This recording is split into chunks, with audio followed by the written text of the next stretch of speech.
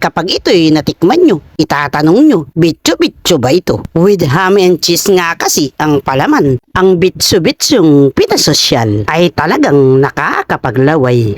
Halina, kita'y magluto na. Gagamit ka 2 tasa ng harina, asukal 1/4 na tasa, kaunting asin at 1 kutsarita ng yeast, pampalsa.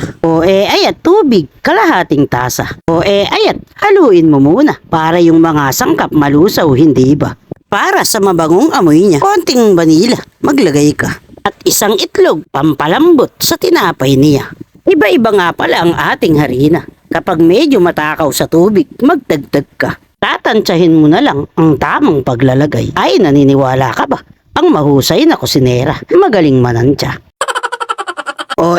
Kapag nahalo mo na, 2 kutsara ng margarina, maglalagay ka. Ito nga kasi ang magsisilbi nating tinapay na para lang sa palitaw, mamasa-masahin mo yan. Mga 5 o 10 minuto'y ayos na. Ngayon, kung may stand mixer ka, mas magandang gamitan siya. Mga 1 oras, ipahinga mo muna. Para nga kasi magdoble ang size niya. Palabasin mo muna yung hangin, saka mo kakating. Ganito ang tamang texture niya, yung makunat-kunat na.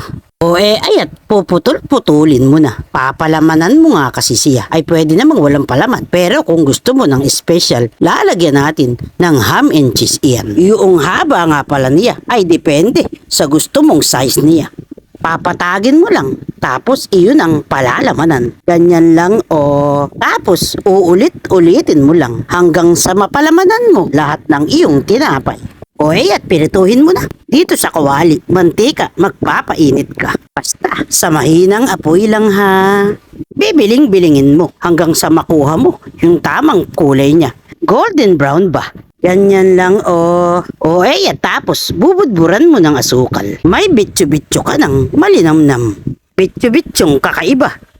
Kasi nga, may ham and cheese siya. Napakasarap, hindi ba?